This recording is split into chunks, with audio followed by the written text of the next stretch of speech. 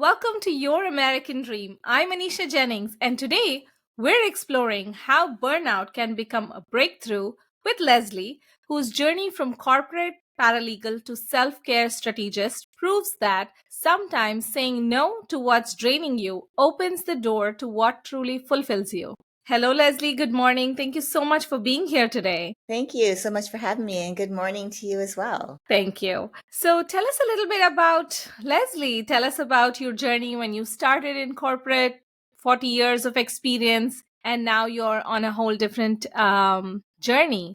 So tell us a little bit about what's prompted it, how did you start, and yes. Okay, absolutely. It's a long story, but I'll try to keep it as quick as possible. So I've been in the area of law. Of course, I started out as a legal assistant, moving into paralegal. I've been doing this now for over 4 decades. And when I first decided that change needed to be made, I was in my mid 30s and I started feeling, I felt like I don't know if I want to continue along this path because it's such a high pace environment. It's very, very stressful. And I loved what I did. I was good at it, but also felt like not even knowing, but obviously I was burning out. But nothing changed for me because I didn't know what else I could do anyways. I felt like that was the career path I chose. So I had to stay. So almost, I would say, I was in my mid 30s. So fast forward 2 decades. And I, at that point, was working. My husband and I were living in California, and I was working for a law firm and extremely busy, extremely high stress, high pace environment. And I realized that change needed to be made because I was starting to feel off. I didn't feel good, even though I was taking really good care of myself. I was extremely healthy, eating right, exercising, drinking lots of water, doing all of the things to take care of me. But my work environment I felt like if I could say specifically what it looked like, it was that my life revolved around my job. So that meant that whatever pockets of time were available to me were only determined by my job. So how much I was working. And I was working a lot.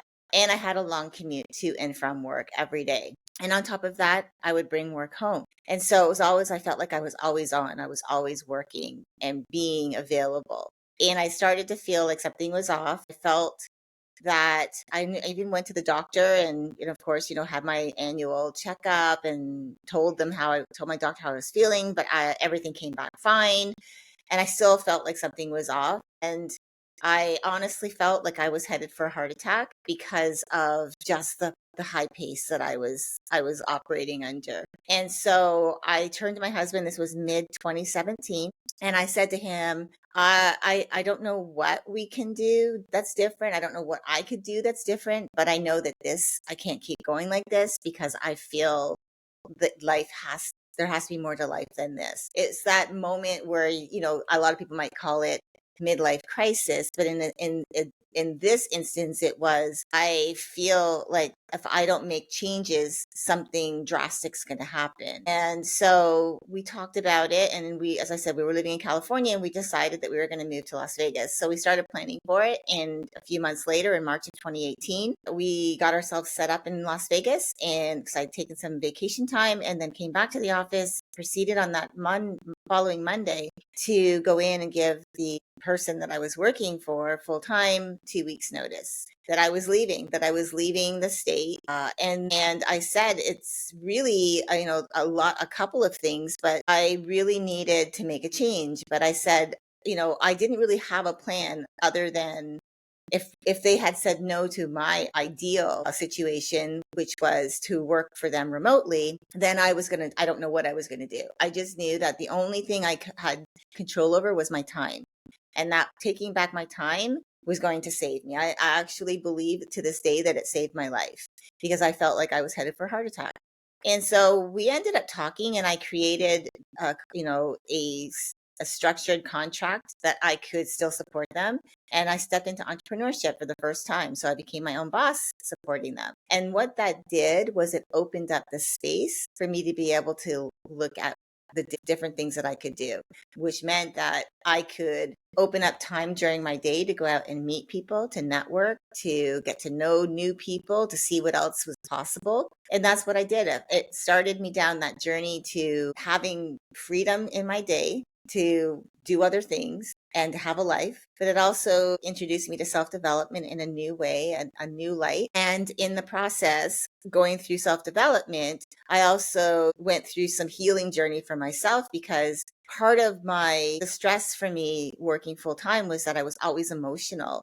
So every conversation I would, have with my husband, the simple words of, can we talk about something, was my husband was always bracing, because it was always from an emotional place. So I went through some healing, and through my journey, I decided, I was gathering all of this amazing tools that I was using for myself, that was healing myself, and also in the process, healing my relationship with my husband.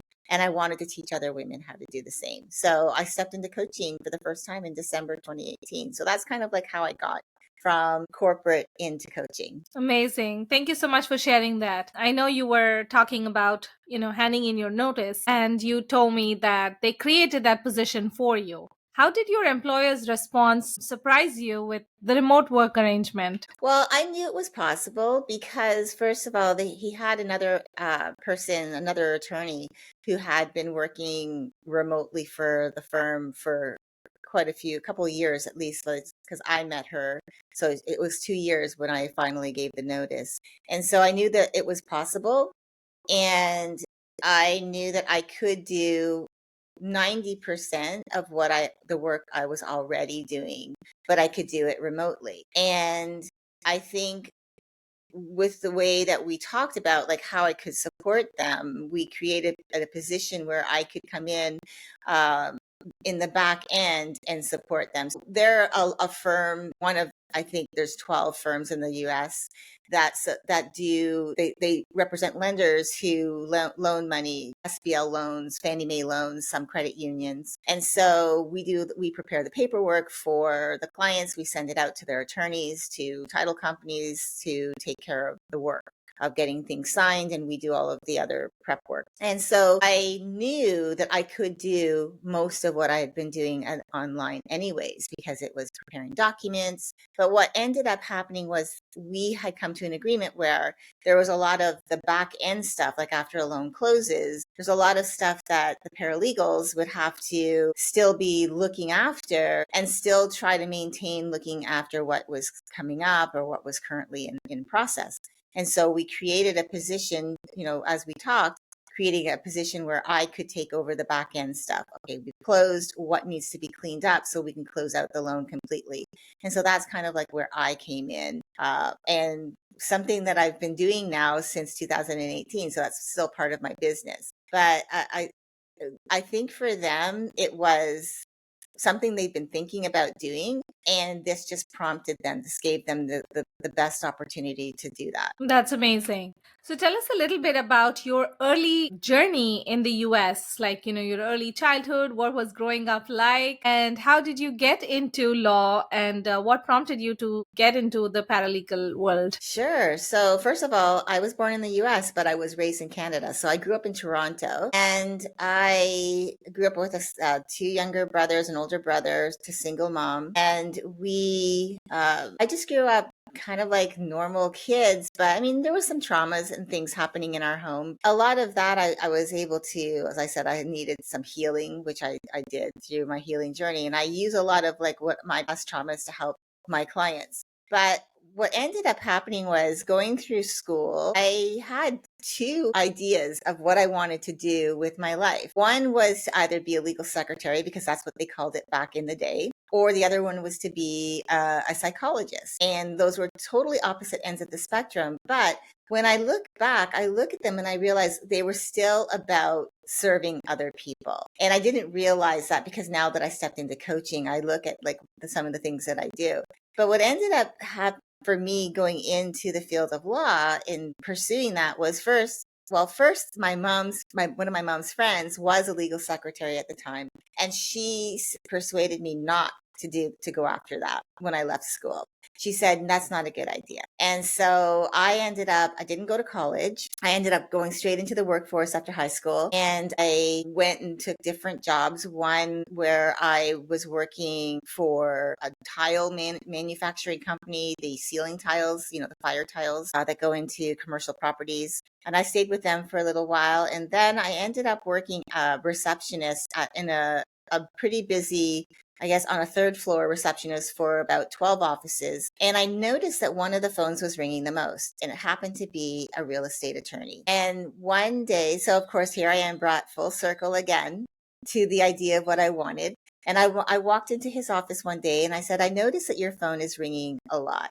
Are you looking for support? I asked him outright. I was as I said, by that time I was 19, and I walked in. I just said, are you looking for support? And he said yes. And so I ended up giving notice to the company where I was answering the phones. They hired someone else, and I proceeded to then, at 19 years old, walk into a position working for an attorney with no background in learning how to do it, except that he was willing to teach me. He already had 2 full-time secretaries at the time, and they were willing to teach me. So that was my first stepping into it. It was something that I knew that I wanted to do. How, I don't know. It was just something that it seemed like an exciting career choice. And so that's kind of how I stepped into it. Oh, I love that. That is so bold to just, make the observation and then asking for it has brought you into this journey. That's amazing. So tell us a little bit about the healing work that you did after you left corporate. Yeah, gosh. So if anyone can really relate to this, if you're working in a high pressure environment, a lot of the time, and part of it I can say for certain is that there's a lot of not only just the physical part of burnout, but there's the emotional side to burnout.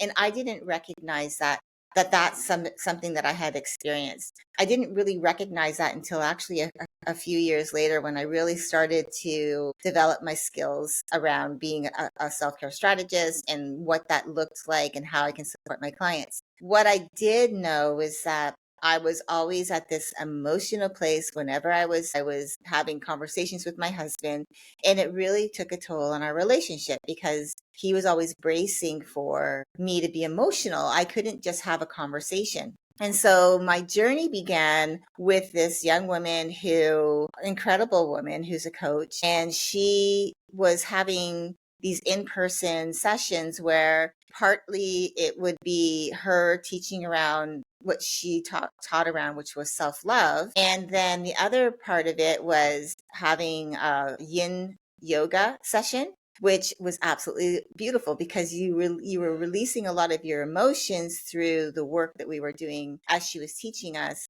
but then going in and doing stretching. I don't know if you know what yin yoga is, but it's a series of stretches they are usually like for maybe 30 seconds per stretch. So you're in a position for that long, but you're releasing a lot of tension. And so it was such a beautiful arrangement how she did that. And she did that a couple of times. And I went to both of them, the 2 times that I was, I became aware that she was doing it. And then I ended up coaching with her. I hired her as my coach, and we weren't really going through the self-care type of things. I was really working with her around business, trying to figure out what I wanted to do differently. Because as I was saying, it opened up my space to see what else was out there. And so even though I stepped into coaching in December of 2018 and I started coaching right away, I started really coaching around what I call mental clutter. A lot of people can probably relate. If you work in a high pressure environment, there's a lot of information that you're taking in. And so I first started that way. One of my first clients, I started helping her around that. Well, fast forward 3 months, March of 2019, my coach was having an event, and she invited me to the event. And when she asked if anyone wanted to come up and get coached, I raised my hand. It felt like I was having an out-of-body experience because I had no control of my arm just raising. And so I raised my hand, and she called me up, and we proceeded to talk. I thought it was going to be completely different. I thought it was going to be about business. And it ended up, we started talking about emotions and going back and revisiting, not necessarily reliving the experiences, but revisiting. Because a lot of the time we think that we are past, like, okay, well, it's done. We've been there, done it. We don't need to like go back. But what I've come to understand and learn and really fully embrace is that when we go back, there's the clues are in our past of how we are reacting today. There's things that are influencing us. And so when she took me through this process, it was such a beautiful moment. I was in a room though full of women I didn't know. There was 50 women. It was being filmed, and I just decided to be brave enough to go up and talk and tell my truth. And what was so beautiful afterwards is that I had women coming up to me and thanking me for being open and vulnerable. They said they saw themselves in my story. We had similar paths, and it was a healing moment for them as well. And so I understood that there was a little bit more to than just what I had previously started doing as coaching. And I ended up getting certified in emotional intelligence and started diving deeper into emotional awareness and how our emotions, how they use us. And so I started really teaching more around that, and I proceeded to take a client that I've been working with through this new process. Something I wanted to really see, is this workable? And she had the most amazing transformation. This woman went from not wanting to leave her house to being really confident, to going out in the evenings, to going to networking events, to starting a small business. She started to gain confidence in herself. And a lot of that came down to the self-love piece, because a lot of women can, and I've even seen posts about it, that a lot of women don't really love themselves. They don't love the reflection staring back, because they look and they see, but if this could be different, it would be so much better, instead of just being able to say, I love you as you are, and being okay with that. And so that particular experience opened up just a whole new world to me, and really changed the trajectory of how I started leaning into how I coach my clients, and that's part of the self-care, which is really learning to love who you are, having that self-trust, that self-identity. Amazing. That's commendable. That gave me goosebumps listening to your story, because it so happens so many times that, we're not bold enough to raise our hand, and then somebody says it. And so kudos to you for doing that. And tell us a little bit about, what has been your biggest revelation of self care during this entire journey? Yeah, so a couple of things. So first of all, I believe that self-care is the lifeblood to our success in life and business. I truly do. I also believe, and I usually tell this to pretty much anyone I talk to, is that self-care is not this one size fits all model. I think a lot of people get so hung up on routines and thinking that, oh, well, if I don't have all of these things in place, I'm not doing it right. And so I always say that your life, your lifestyle is what's going to determine how you start your morning. So if you have small kids that have to go to school, you might only have like maybe 15-20 minutes to yourself first thing in the morning to drink your coffee or your tea, whatever your preference is, and to maybe listen to a short meditation or to journal your thoughts. That's okay. You don't have to have the exercise and the journaling and the meditation and all of the things if you don't have that availability of time. And so I always tell people that self-care, yes, is very important, because you're important and there's only one of you. And if you take care of yourself the best that you can, you show up as that best version of yourself in the things that you do. And so it does, but again, it doesn't have to look the same as everyone else's, and you can change it up. It doesn't have to be the same every day, and you can change it up and whatever works for you. Some days you might have more time. You might want to journal, meditate and journal. You might have 30 minutes to start your day, and that's starting your day with a win.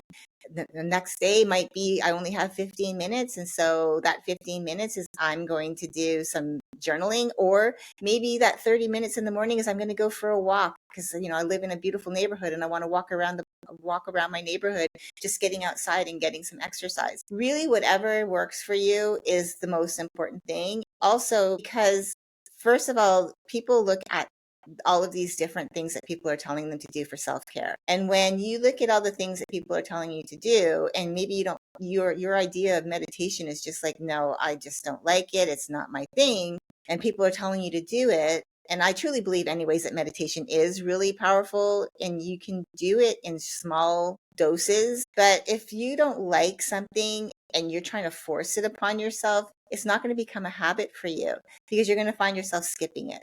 So for me, I think that was one of the biggest revelations, is that self-care doesn't have to look the same as everyone else's, and it should fit your lifestyle, and that it doesn't have to look the same every single day, as long as you are honoring yourself throughout your day. And of course, there was just so many other things that I realized that were self-care related that, most people probably just take for granted. But, having those breaks throughout your day is so important, especially in high pressure environments. I worked in that job for so long. It was the only time I took a break really was maybe 30 minutes for lunch. But if you're working 15-hour days, that's not enough. So having those breaks strategically throughout your day, having a hard stop at the end of your day, putting in boundaries around your time and energy. There's a lot of things around self-care that people don't realize that are so important to recognize, which is part of like what I teach. And so, yeah, I mean, for me, like I said, I think the biggest revelation in the very beginning was just understanding that it's just about allowing yourself to let self-care fit your lifestyle and not worry that you're not doing it right, because honestly, whatever you're putting in is you're doing it right for you. Thank you for sharing that. That's amazing. And I like that you pointed out that self care doesn't have to mean the same thing for everyone, and you don't have to do the same thing every day as long as you're honoring yourself. That's such a powerful statement. So tell us a little more about the Yes Reset method that you started. What is it about, and how does it help? Yeah, so the Yes Reset method is really just a series, 3 steps that I use to help, so that you can actually start living a life that you love and start making decisions from alignment. I think a lot of time, especially because we live in this digital world or this virtual, it's like we can be online and we see so much going on that we feel we have to always be on. And so I created this method because I wanted to be able to help my clients be able to say that having a decision making framework to be able to make decisions quickly that are in alignment with the season of life that you're going through right now.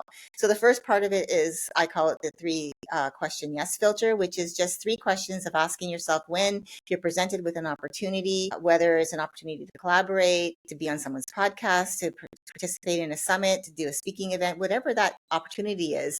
You take it through this 3 question filter, and you're able to make decisions fairly quickly when you know and you have clarity in where your life is right now. So the first question is this in alignment with my current focus? Because a lot of the time we have these bigger vision, this big picture to come to fruition, but a lot of the time we're like so focused on, so far out, we're not focusing on like what's present. So is it in alignment with right now, like your current focus? And then the second part is, will I be saying yes out of obligation, alignment, obligation, guilt, or fear? So the alignment piece is, yeah, it does align with my current focus. The obligation could be someone asking you that that you like and trust. You've been wanting to work with them for a while, or they're asking you for something. You're like, oh, wow, that sounds great. But you feel out of obligation because you know them. But it's not in alignment. Or guilt because maybe this person did something for you and now they're asking you to collaborate with them. And you're like, I feel guilty. I should do it. Again, is also not a good way to actually make a decision. And then fear of missing out on something or not having that person come around again, and just having a way to be able to respond to that. So you have those 3 questions, and it helps you to like make a decision around it. And I'll give you an example. Like, for example, you have a lot of people that do challenges. Now they might do 3-day challenges, 5-day challenges. I've seen some are 30 days. And way back in the beginning, when I was first starting out as a coach, I was saying yes to these things. And when I started looking at my calendar, I was like, oh my gosh, how am I supposed to do all of this? There's just no time. And so being able to like look at like, what am I working on right now? Is this going to disrupt it, or is it going to actually enhance and provide value? And if it's going to disrupt it, because say as a 3-day challenge or a 5-day challenge, but during that time, you have other obligations that are around what your current focus is, then clearly it's not going to fit in right now. And so you're able to quickly discern and say, yep, no, it doesn't fit. And so when you do that, when you go through those questions, then the next part of that is, You're going to also know then, okay, how do I categorize this? Is it a yes? Why is it a yes? Again, it aligns, it works, it's gonna like move the needle, it aligns with my current focus. If it's a no, because it's just gonna be too disruptive, you already know you can categorize it as a no. Maybe a not right now. Because like again, that person asking you to collaborate or be on a podcast or to join a summit, you can always just politely decline and say, hey, right now my current focus is X, but I would really love to stay in connection with you. Please keep me in mind for future opportunities, because the reason why I'm saying no now is because I know that this is such a great opportunity, and I know you deserve someone who's able to give their all. So you're acknowledging them, and you're actually being respectful, but you're also acknowledging and respecting that your time and energy can't support it. And then the last part is really being able to protect your yes energy, what I call your yes energy, because it's your fuel, right? And so I believe that your energy is the most valuable resource you have, because how you use your energy is what supports how you use your time. And so protecting that is so important. So if you find yourself hesitating, even at the right or the almost right yes could have you hesitating, time for you to pause and ask yourself deeper questions like, okay, why am I pausing here? Is, this seems like it's in alignment, but maybe it's not, right? So being able to like notice when you're hesitating, notice when, things just don't feel right. It's having, like, as I said, a framework that can help you really pretty quickly discern whether or not something is right for right now, or is something that you can say no to completely, or something that you can say not right now, I can look at it later. So that's how I came up with the framework. Oh, I love that. That is so good. And it's so thorough. If you actually think about it, it's like the great good step process. So, it's going to protect your time, your energy. And I didn't think about the yes energy. That's so informative. So thank you for sharing that. And is that method a program? How do people sign up for it, or is it part of your coaching? What does it take to work on that method with you? Yeah, so with the Yes Reset method, it's part of like my bigger program. So I have a program called the Aligned Self Mastery, and it's really like three pillars: self trust and acceptance. Then you've got resilience and energy, and then also the aligned relationships. And I believe that it starts with us, like within anything in life. As I said, way back in the beginning, I started with looking at the internal work, because I feel like that's where you're going to get such great transformational moments from, is doing the internal work, because that internal work is what's going to help you then to be able to go out and say, okay, you're a better, healthier version of yourself. And then you're going to be able to then go out and show other people how you want to be in relationships, how you want to be treated, but also it helps you know how to treat other people as well. And so the bigger part of the program is just the Yes Reset method is just part of that, because it's a strategy that you use to help you, whether even like how you say yes to personal commitments. You might have a friend that wants to talk, that calls you up usually in the middle of family time. That person might know that Thursday nights is game night with your kids, and they have a habit of calling you up just while you're in the middle of game night with the kids. And so it's being able to like understand, like, how do I even use the yes filter here? Well, my focus right now is my kids. This is family time. Am I going to say yes to this person to interrupt this out of, obligation because they're my friend, guilt because, they've been there for me, fear because maybe they won't like me anymore. I mean, there's a whole list of things, but understanding that it can help you and protect you even in your personal relationships is so important.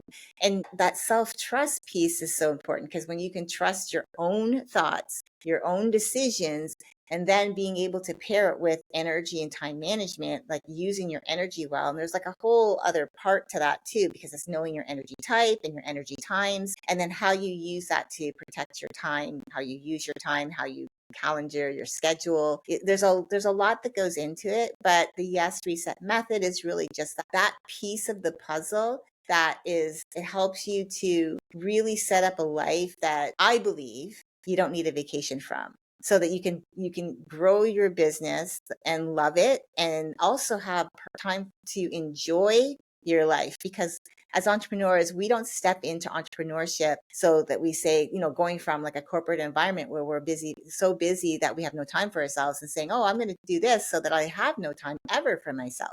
We don't do that. We go into it because we know, number one, we want to make a difference, impact, and whatever it is that we're doing. And then the second part is we want to be able to enjoy our lives and be with our loved ones, and have fun, and just enjoy life in general, quality of life. And so, yeah, that's, for me, that's where the Yes Reset method can come in to play. Because again, it's that framework that helps you decide quickly whether or not something fits, so that you're not over scheduling, then that becomes overwhelmed. That can also lead to, and often does lead to, emotional burnout. That is so powerful. Thank you so much for sharing that. And I feel like everybody needs to work with you. So, what does working with you look like? How can somebody connect with you, work with you, or reach out to you? Yeah, so first of all, I like to really talk with someone first to see if they are feeling like they're right at the right time, because not always are we ready to step into to healing, right? It depends on the type of healing. I've worked with people who needed more healing than others. And so that's when they might work with someone who might be, as an example, an ADHD coach, right? Because that person understands the differences of how a person might operate in that particular capacity before they come to work with someone like myself. The way it looks to work with me is, first we get on a what I call the Yes Reset strategy call, because to see like where your energy is leaking, to see how to help you to see how you can make better aligned yes decisions, so that you can start living your life with more clarity and using your time and energy more wisely. And so that's really where I begin. Typically, it's usually they can reach out to me. I don't know if you're going to provide the email. They can just reach out to me by email, but my email is Leslie at herextraordinarylifebydesign.co. And you can reach me and just ask to set up a Yes Reset strategy call. Now, I work with women, so just in case if there's any men that are listening, I do work with women, but I do have other coaches in my pocket that are men that, if you are looking for support, I can also help you and direct you there. Perfect. Thank you so much for sharing that. I will definitely have it linked in the notes. Before we wrap up, what advice would you give to women currently experiencing burnout? Yeah, so this is a thing I think is really super hard. I know, especially if you're an entrepreneur or even if you're working in a corporate environment, we tend to, as women, push through. Now, if you're a mom, you have kids, you're putting yourself on the back burner, especially too, if you feel like, oh, I just don't have time for this. But I really truly want you to understand that taking care of you is not an option. Okay. It's not a non, it should be a non-negotiable. It's not just like, oh, it's an option to take care of me. Because when you're taking care of yourself, especially if you're a mom, you're also modeling what that looks like. And your kids understand that, how important it is to take care of themselves. But also you're showing yourself that you are important, and you start to actually feel better when you start to put things into place that actually support you. One of the things I think is hard, that which happens a lot, is that people get those they put these deadlines on things that they're created, like they might have a launch coming up. And I always say, if you have a launch coming up, add in buffer time. Like if you wanted to have a launch in 4 weeks, add an extra couple of weeks for when life happens. So give yourself 6 weeks instead of 4 weeks to prepare for it if you have a launch. If you are, for anything that you do. And the reason why I say that is because life just doesn't just like say, oh, you're working on something, I'll let you get to it. I won't bother you.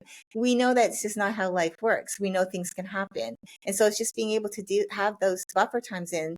And also, one of the most important things is, or a couple of things I would say is, first of all, make sure that you're taking strategic breaks throughout your day. Don't continuously work, especially just to push through to finish a task, so that you feel burnt out by the end of the day and then have no energy tomorrow. The second part to that is, make sure you have a hard stop to the end of your day, and actually have time for yourself, for your loved ones, and also to unwind so that you have a good night's rest. Because where does your energy come from? It comes from when you get a really good night's rest, right? You don't want to wake up tomorrow exhausted because you fell into bed late working the night before, and then you have no energy the next day. So it's really having a couple of pieces in place. And the last, I think one of the other things that I think is really, I had to wrap my head around, which I feel is so important to mention, is asking for help. Because we feel a lot of the time like, number one, oh, if I have to ask someone, I have to explain how to do it. And I could have, in the amount of time it took me to explain it, I could have done it myself. Maybe, but the thing is, it would free up that time if you took the time to explain it, and then you could do something else. You don't have to do the task. You don't have to work on it, and someone else can do it for you. And there's a lot of people out there that are willing to do it, and there's a lot of great people out there who are qualified. So it's being able to do that, asking for help, and also too, asking for support. You're probably if you are someone who's service minded, that means that you want to help other people and you're willing to give your time to do that, your time and energy. So allow them to reciprocate that, right? To be able to turn around and support you the same way that you support them. So not saying, oh, I'm fine, I've got this, but saying, you know what? Yeah, I would love to have a quick 15-minute chat with you to kind of talk about what I'm going through and just get that support. I think that's one of the biggest things, is asking for help. I had to wrap my head around it, understanding that it's not a weakness, it's actually a superpower, because it shows others that asking for help is a strength. Asking for help means that you're open to other ideas. Again, if you're a mom, or and if you have men that are watching, you're a dad, you're showing your kids that it's okay to be open about what they're going through and get that support, so that they're not stuck feeling like they're going through it alone. Yes, indeed. Definitely asking for help is so essential, especially as moms. And there's also the caveat to that, I can do it faster than asking for help. But I like that you emphasized the time that it takes to actually do the task is what you're freeing your time up. So thank you so much for sharing your experience and your journey. We truly appreciate it. And yeah, thank you so much for sharing all of it. Thank you so much for having me. I really appreciated speaking with you today. Thank you. As we conclude our empowering conversation with Leslie, remember that ambitious women don't have to choose between success and well being. If you're ready to optimize your own journey through a website that reflects your strategic approach to business and life, I'd love to help create that digital foundation through a custom WordPress or Squarespace website. This is Anisha Jennings reminding you that sometimes the most powerful yes starts with a strategic no. Until next time.